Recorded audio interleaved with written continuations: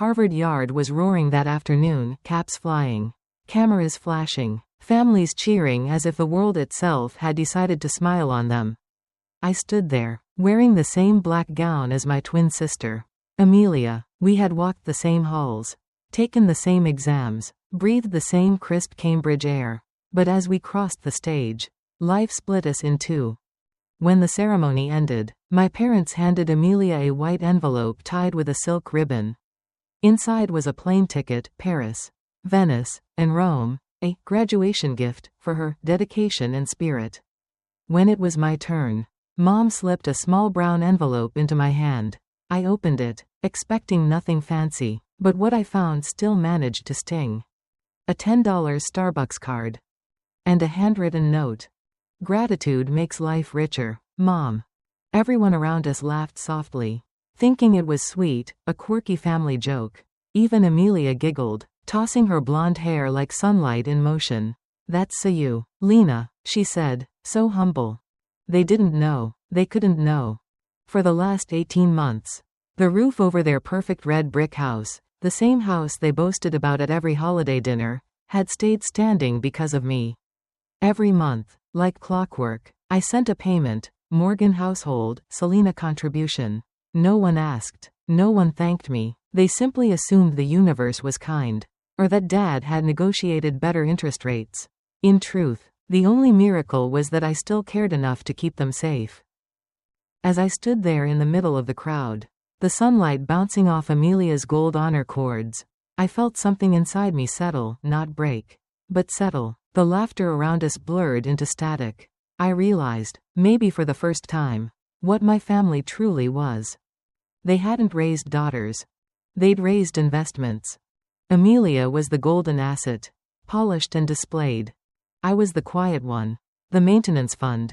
At home, everything was a performance. Our house looked like a magazine cover, hydrangeas in the yard. A white door that always gleamed. Inside, though, love had a dress code. And I was always underdressed. My mother, Diane, ran the household like a boardroom. She believed in polish, in charm, in the illusion of grace. Her smile could disarm a room. Her words, when she turned them on you, could cut without ever sounding harsh. Dad was quieter, the kind of man who avoided confrontation but enjoyed the comfort of control. And Amelia? She was the crown jewel, the one who sparkled even in bad lighting. I still remember the first time I understood my place. I was 10, playing Beethoven's Moonlight Sonata at a small recital. Every note was perfect. I had practiced until my fingers ached. When I finished, the audience clapped politely. Mom leaned over, smiling just enough for others to see. Selena, she whispered, you should play with more feeling. Music isn't math. Then Amelia took the stage. She missed notes, fumbled halfway, but smiled through it, bright, effortless, charming. Mom clapped louder than anyone.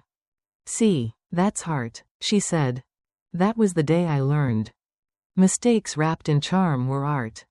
Effort wrapped in silence was invisible.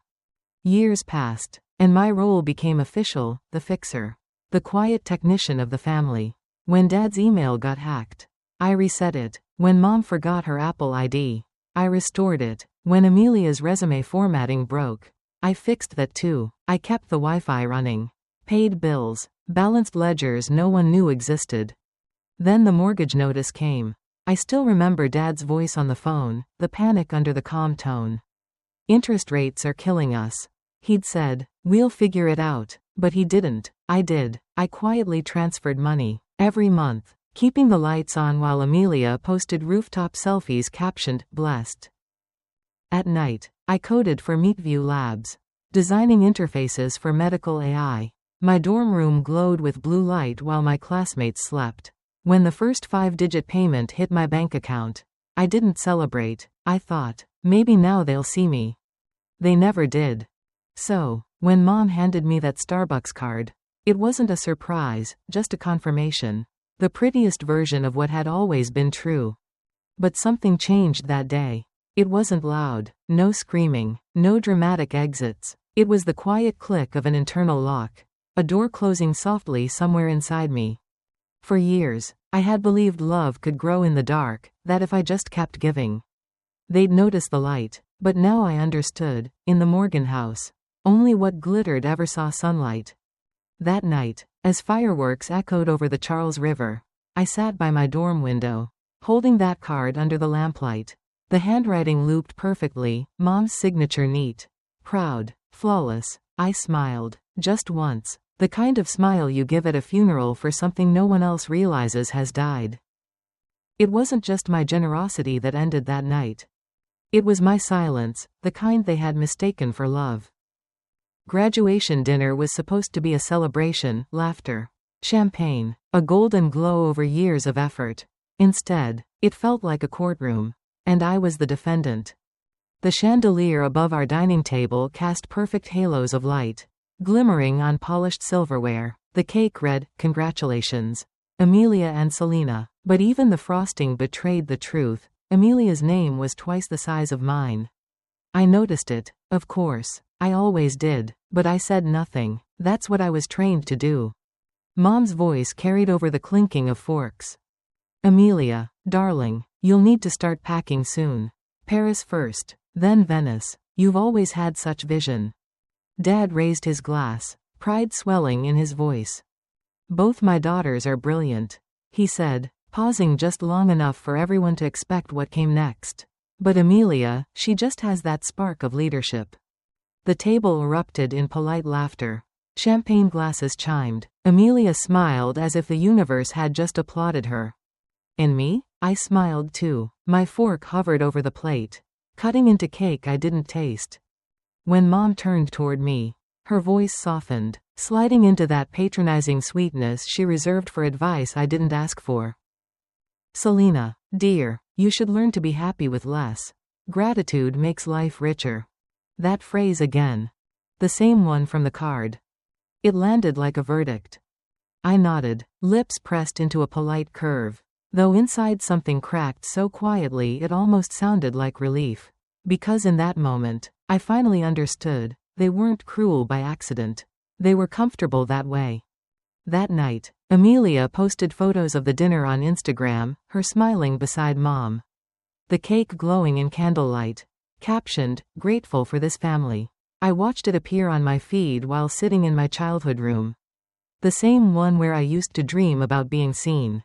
I opened my laptop, habit. More than anything, the screen lit up with the familiar numbers. Morgan household, Selena contribution. 18 months.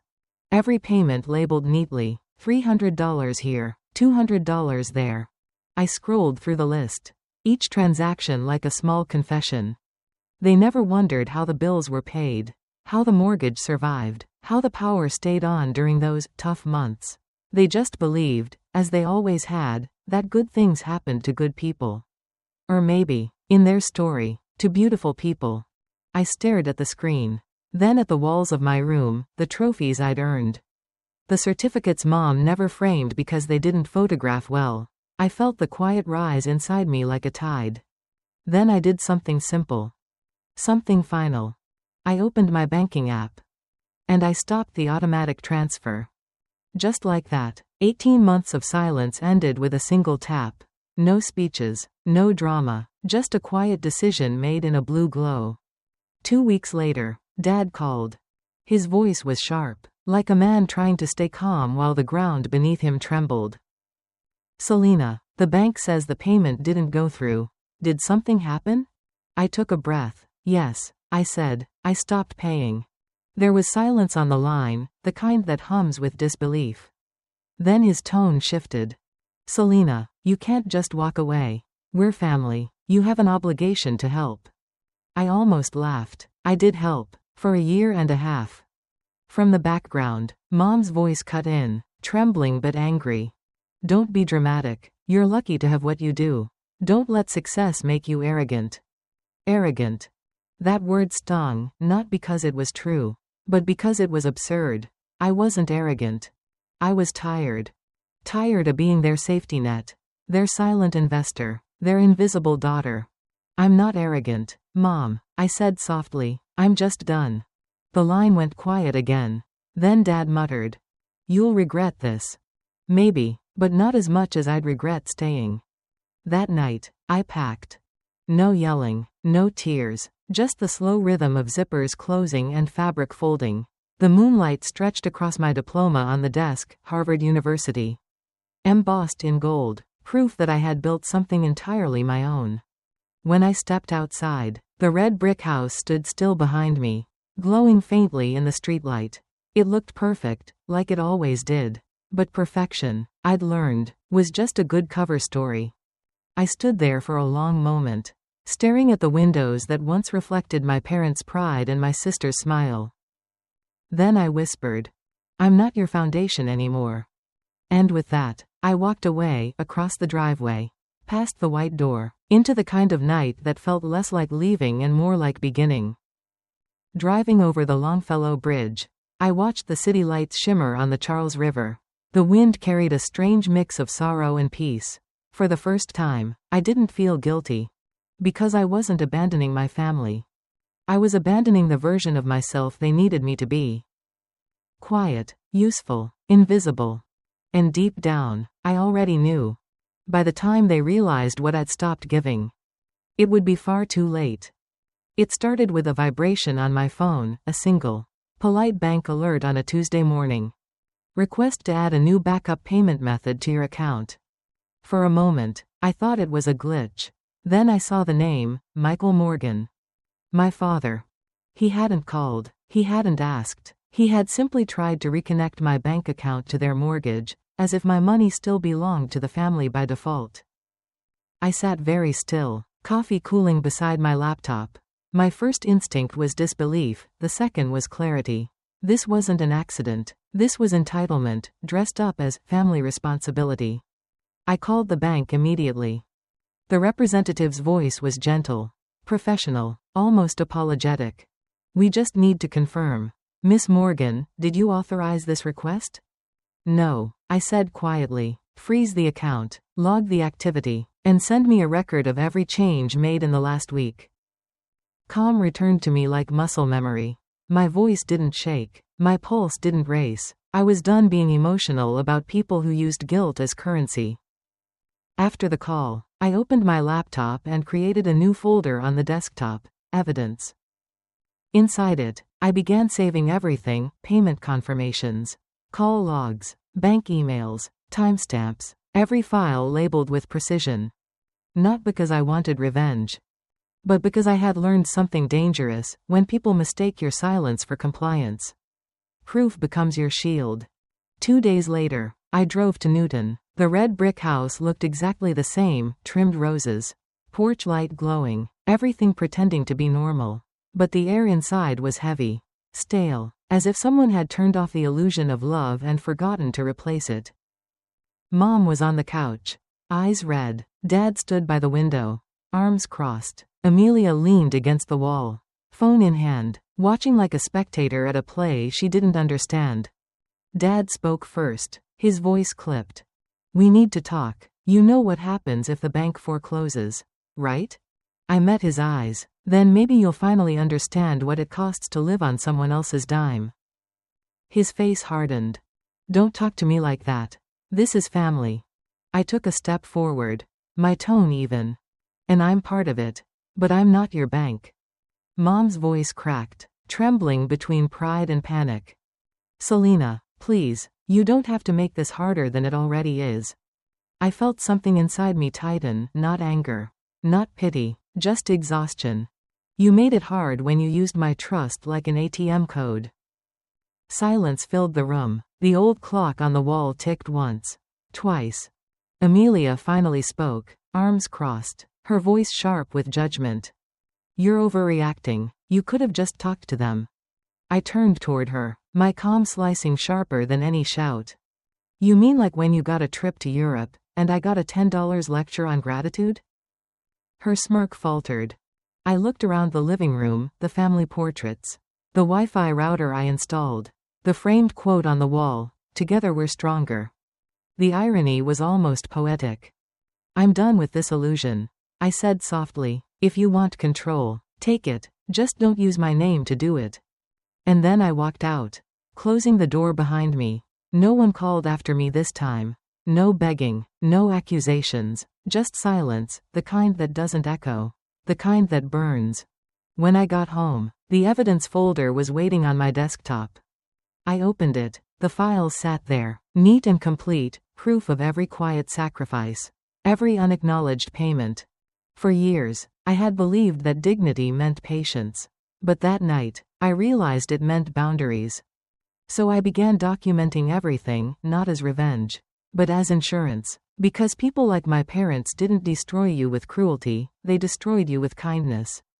Twisted just enough to keep you compliant. And then, ironically, it wasn't me who revealed the truth. It was one careless click.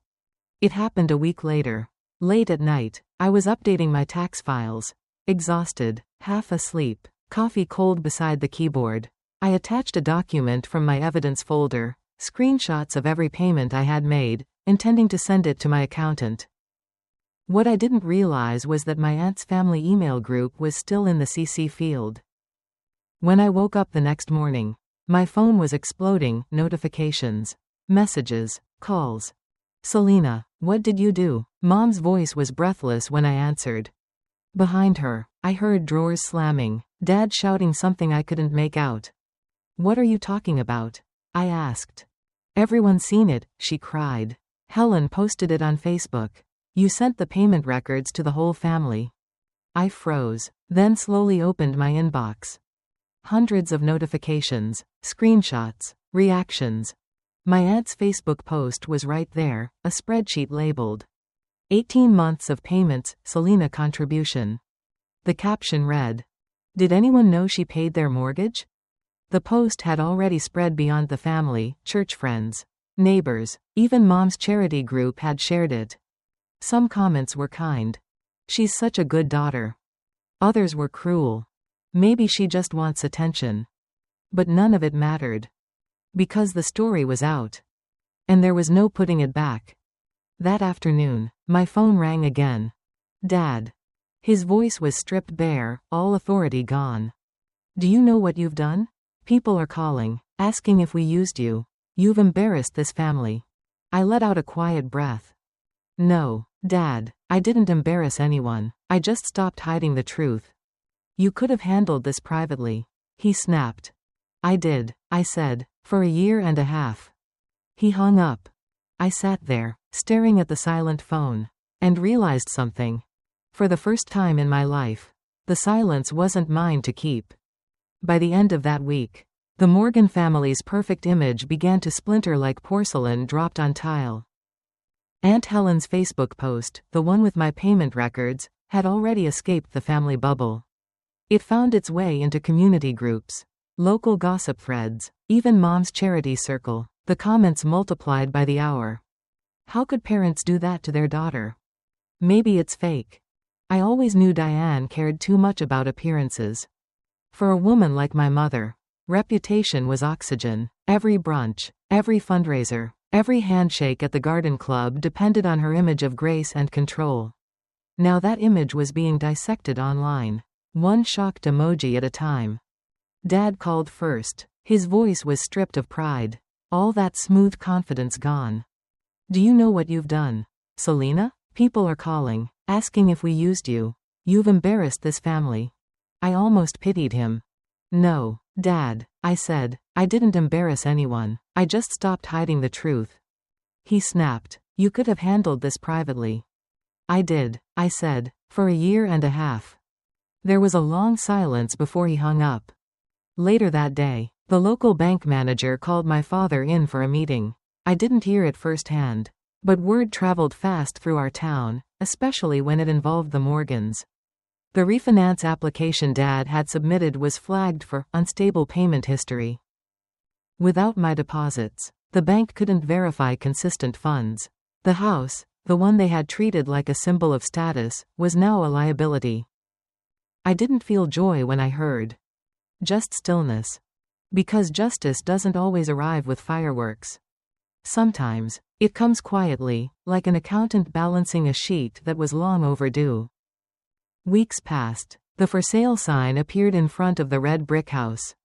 Neighbors whispered. Mom stopped attending luncheons. Amelia deactivated her social media for a while. Which, in her world, was equivalent to exile. I stayed busy. My work at Meetview Labs was expanding. My designs were finally being noticed. A project manager once called my interface style quiet precision. The phrase stuck with me. Quiet precision, that was what I had always been. I just hadn't realized it was my strength. One afternoon, an email from the Harvard Entrepreneurial Fellowship Board appeared in my inbox. A judge from my capstone presentation had recommended me for a fellowship in health design innovation. I hesitated before replying. Returning to Harvard, the place where I'd once felt invisible, felt strange. But something in me whispered, "Go anyway." When I presented at the fellowship conference months later, standing under bright lights in the same kind of hall where my twin used to shine, I didn't feel small, I felt grounded. I spoke about empathy in design, how understanding the quiet users, the ones who never speak up, leads to better systems and better care. Afterward, the lead judge shook my hand and said, "This is what impact looks like." That one sentence did more for me than all the praise I'd never received at home. By the end of that year, I launched my own startup, Novamind Health Design. I rented a tiny office near Kendall Square, brick walls, second-hand desks, sunlight spilling through tall windows. On the wall, I taped a sheet of paper with a line I wrote in black marker. "We design clarity for those who save lives." The first client was Meetview Labs. Then another, a cancer detection startup. Every invoice paid felt like reclaiming a piece of myself, every deposit a quiet declaration, "You built this alone." But success has its echoes. And some echoes sound like ghosts. Late one evening, while I was revising a prototype, my phone buzzed. It was a text from Amelia. "Mom's sick. Dad's depressed. They're losing the house. You did this." I stared at the message for a long time before replying. "No, Amelia, they did." I put the phone face down and went back to work. The hum of my computer felt steadier than any heartbeat. But deep down, I knew the confrontation wasn't over. Because some families don't understand peace, they only understand control. And they were about to learn what it felt like when the quiet one never came back. 2 days after Amelia's text, the elevator doors opened to my office. And there she was, my mirror image in a designer coat. Same face, same eyes, but something was different. The sparkle she'd always worn like armor was gone. Her posture wasn't proud anymore, it was pleading. She stood just inside the doorway, scanning the room, the potted plants, the sketches pinned to the wall, the subtle hum of computers. It was the kind of space that smelled of coffee and progress. My team had just left for the evening, leaving behind the faint echo of soft laughter and ambition. For a moment, she didn't say anything, she just looked at me, as if trying to make sense of the version of me standing before her, confident, calm, untouchable. "You built all this," she whispered. I nodded once, every inch. She took a shaky breath, her voice trembling. "Mom can't sleep. Dad's falling apart. The house it's almost gone. If you'd just helped like before." "Like before?" I interrupted, my tone steady. "Like when I paid quietly and you all called it luck." Her lips trembled. "You've changed." I had to. Silence hung heavy between us. I watched her shift her weight, her manicured hands tightening around her designer purse like it could anchor her. "You only loved me when I was useful," I said finally. That line landed like a truth neither of us could unhear. She looked like she wanted to argue, maybe to recycle one of Mom's old phrases about family and forgiveness, but no words came. Instead, she blinked fast, fighting tears that had never once fallen for me before. I didn't move, I didn't comfort her. That was the old Selena's instinct, to patch, to soften, to fix. This version of me let silence do the talking. After a long pause, Amelia turned toward the door. "Mom keeps saying she just wants her daughters back." I stood still. Then she should have treated them both like daughters. She stopped, eyes glistening. Then she left, perfume fading down the hallway, her heels clicking softer and softer until there was nothing but quiet again. That night, I drove through Newton. The red brick house was almost unrecognizable, lights off, grass overgrown, a for sale sign tilted in the yard. Through the living room window, I could see cardboard boxes stacked against the wall. Furniture wrapped in plastic. The ghost of a family portrait still hanging crooked. I parked across the street and just sat there, hands on the steering wheel. The air was heavy with the smell of rain. I thought I might feel triumphant, that satisfying burn of poetic justice. But I didn't. Instead, I felt calm. Not the kind of calm that comes after revenge, the kind that comes after release. For years, I'd been the invisible foundation of that house. Now, without me, it couldn't stand. And strangely, that didn't hurt anymore. It just made sense. The next morning, my inbox held an email from a local journalist. "We're covering a story about the foreclosure of the Morgan residence. Would you like to comment?" I didn't respond. I didn't need to. The article came out a week later. Family home foreclosed amid mortgage dispute. It was 2 paragraphs long. Buried in the middle of the local section. No drama, no sensationalism, just the facts, numbers, dates, foreclosure notice filed. But to me, that tiny article was louder than any headline. Because truth had finally done what I never could, speak for itself. At Novamind, things moved fast. Contracts multiplied. My team grew. One day, my assistant pinned a new award on the office wall, Emerging Innovator in Health Design. I stood staring at it, thinking of all the times Mom had said, "Be grateful for small things." Now I understood what that really meant. Gratitude isn't about settling for less. It's about knowing when to stop feeding people who mistake your giving for obligation. That night, as I locked up the office, the city lights reflected off the glass door, my name etched beneath the company's logo. Selena Morgan, founder and CEO.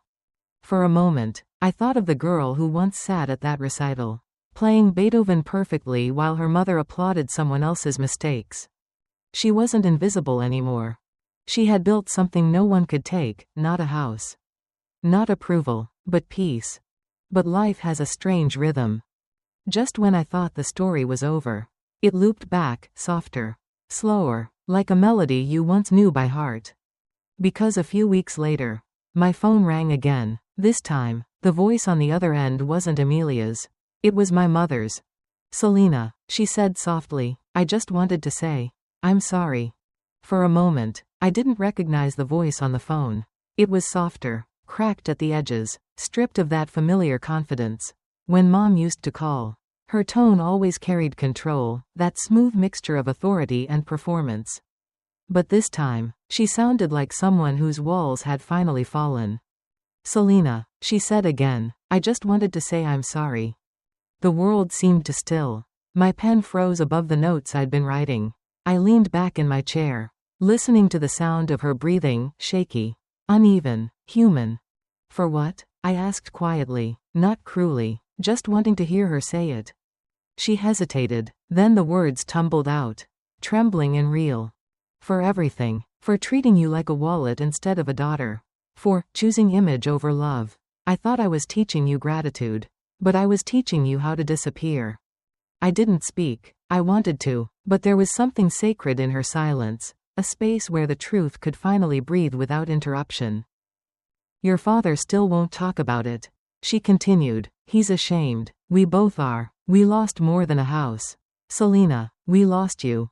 I closed my eyes. My throat tightened, but no tears came. I had cried all those years ago when I realized their approval had conditions.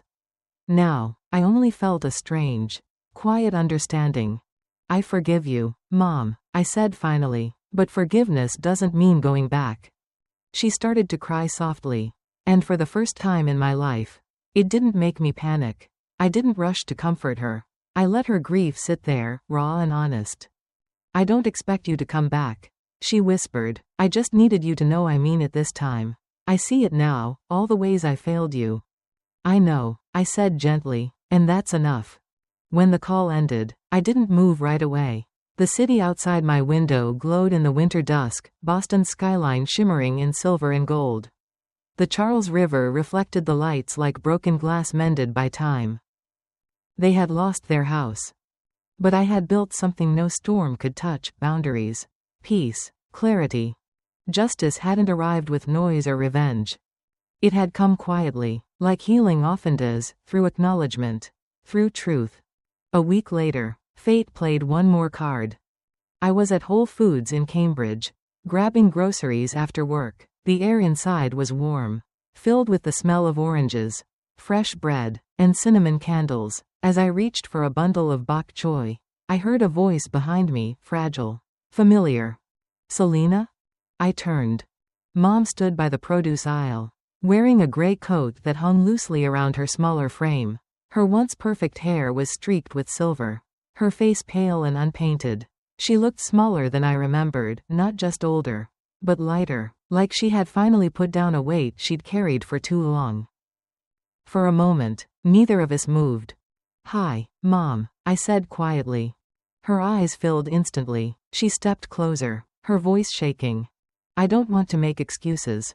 I just wanted to say I'm sorry, again. I thought I was teaching you gratitude, but I was really teaching you to shrink." Her words wavered, but they were sincere. I could feel it, not the polished apology of a woman trying to save face, but the raw truth of someone who finally saw the cost of her pride. I gripped the handle of my cart, feeling the cool metal beneath my fingers. "I already forgave you, Mom," I said softly, "but I'm not coming back." She nodded, tears sliding down her cheeks. "I don't want you to. I just needed you to know I see it now."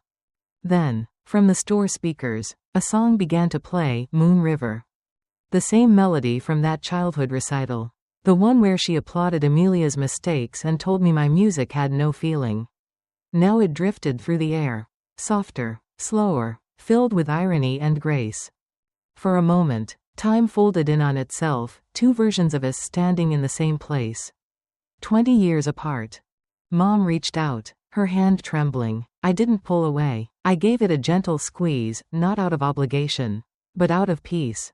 "I hope you find peace, Mom," I whispered. She nodded, voice breaking. "I already have. Seeing what you became, that's peace enough." She turned and walked toward the checkout line. I watched her go, the gray coat swaying slightly with every step. When she reached the end of the aisle, she looked back once, just for a second, then disappeared into the crowd. Outside, the evening air was sharp and clean. Boston's streets shimmered with rain, the reflections of traffic lights painting red and gold across the pavement. I stood there for a moment, breathing it all in, the past, the pain, the release. Forgiveness, I realized, wasn't a door you walked back through. It was a bridge you crossed so you could finally move forward. That night, I sat by my apartment window, a cup of tea warming my hands. The city stretched before me, alive, steady, unbothered. On the wall above my desk hung two frames. One held the $10 Starbucks card from graduation. The other, the certificate for Novamind Health Design. The card used to sting, a symbol of everything I wasn't given. Now, it reminded me of everything I built. I smiled to myself, whispering, "Gratitude doesn't mean bowing your head. It means knowing when to lift it." And to anyone who's ever walked away from people who loved what you gave but never loved who you were, know this, you're not alone. Sometimes silence isn't weakness.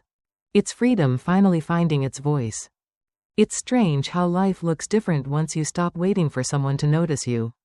For the first time in years, I wasn't trying to prove anything, not to my family, not to anyone. My mornings were quiet, deliberate. I'd wake before sunrise, pour a cup of coffee, and watch the city stir to life outside my apartment window.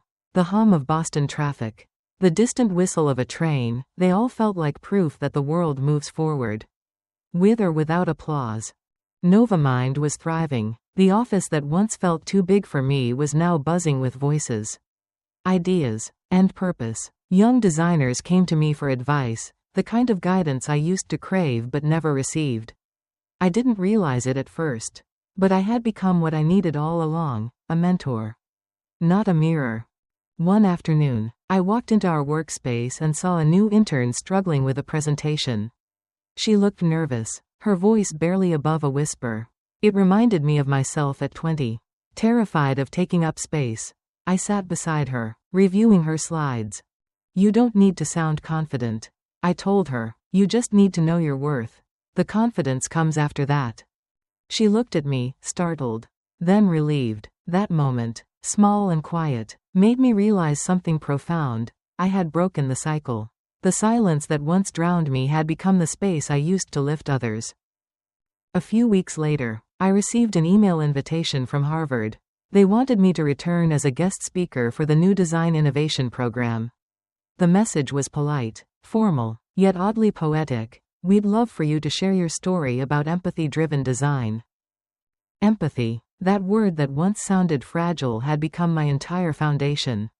The night before the event, I walked along the Charles River. The air was crisp, the city lights shimmering across the water like threads of gold.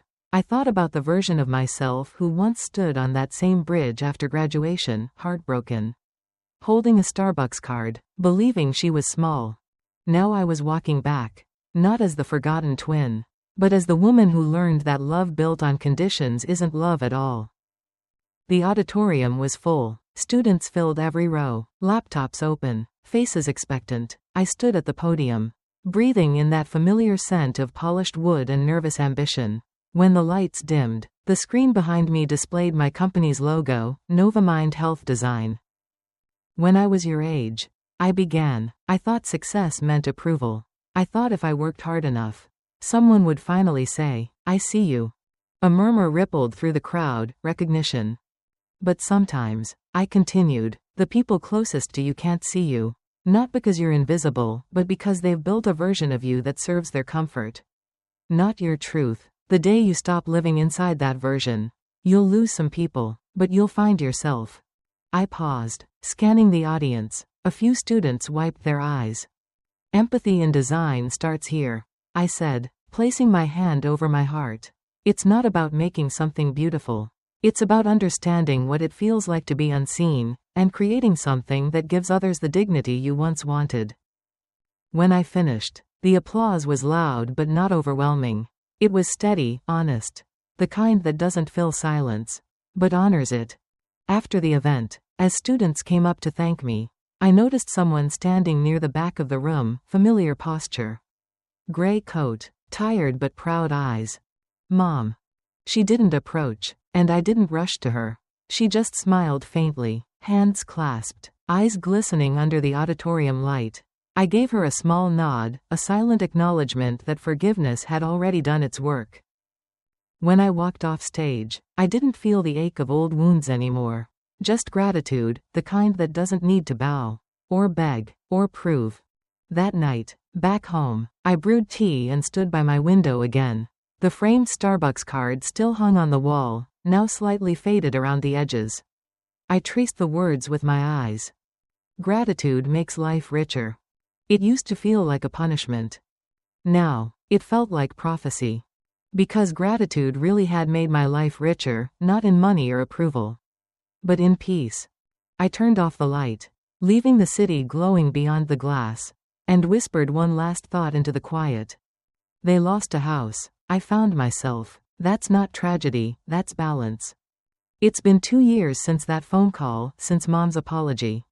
Since the house sold, since the name, Morgan, stopped feeling like a weight I had to carry. People always assume healing looks loud, confetti moments, dramatic hugs, a cinematic sense of closure. But for me, it came quietly. It came in the way I breathed easier each morning, in the calm that replaced the ache of wanting to be understood. Some weekends, I drive past the old neighborhood. The red brick house has new owners now, a young couple with 2 kids. Bikes on the porch, and fresh paint around the windows. It looks alive again, but it's no longer mine to keep alive. I park across the street for a moment, watch the lights flicker through the curtains, and smile. The past doesn't sting anymore, it just exists, like a song I used to know by heart. I think about Amelia sometimes. She moved to Chicago, teaches art, and from what I hear, she's learning what real responsibility feels like. We don't talk much, but we don't need to. Some distances are peaceful, not painful. As for Mom, she sends letters now. Short, handwritten notes, each one softer than the last. The last one said, "I'm learning gratitude too, but this time the right way." I kept it pinned to my wall beside the Starbucks card. Both are reminders, one of who I was, the other of what I chose to become. At Novamind, things are different now. We've grown into a team of 40 designers, engineers, dreamers who all believe in creating systems that care. Sometimes I catch myself watching them work, the energy, the laughter, the small acts of kindness between colleagues, and I think, this is family, not the one I was born into, but the one I built. Last month, our company received a humanitarian award for innovation in accessible healthcare. When I stood on stage to accept it, I looked out into the crowd, faces shining in the soft light, and I didn't think about recognition or revenge. I thought about peace. Some people measure wealth in what they own, I said into the microphone. But the richest moments of my life came when I learned to stop buying love with silence. The applause that followed wasn't thunderous. It was gentle, warm, genuine, the kind of sound that doesn't echo in your ears but settles in your chest. When I got home that night, I made myself tea and turned on a small lamp by the window. The city was quiet, wrapped in soft rain. I looked at the 2 frames on my wall again, the $10 gift card and the Novamind certificate. 2 objects, 2 versions of me, one built on invisibility, the other on independence. For a long time, I thought justice meant proving them wrong. But real justice, the kind that lasts, isn't about proving anything. It's about living in truth so peacefully that no one else's version of you matters anymore. I walked to the balcony. The night air cool against my skin. The streetlights shimmered across puddles like gold threads on glass. Somewhere below, a couple laughed, and a cab splashed through the rain. Life, ordinary, steady, and mine. And as I stood there, the words I once hated floated back to me, but this time they meant something new. Gratitude makes life richer. They were right all along, just not in the way they meant. Gratitude isn't submission. It's strength. It's the quiet revolution of realizing you no longer owe anyone your silence. To everyone watching this, who's ever been the invisible one, the giver, the fixer, the peacekeeper, I want you to hear this. Your worth isn't measured by how much you endure. It's measured by how much of yourself you refuse to lose. If walking away feels like the hardest thing you've ever done, it's probably because it's the first step toward freedom. You're not heartless for choosing peace. You're just finally learning that love without respect isn't love at all. If this story touched you, if you've ever had to rebuild yourself from silence, share your thoughts in the comments below. Tell us where you're watching from. And remember, sometimes revenge isn't loud. It's quiet, it's living well, loving wisely, and never shrinking for anyone again.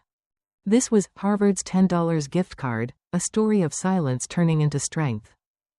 Don't forget to like, subscribe, and join us next time on Revenge in Silence, where every story reminds us, the softest voices often carry the loudest truths.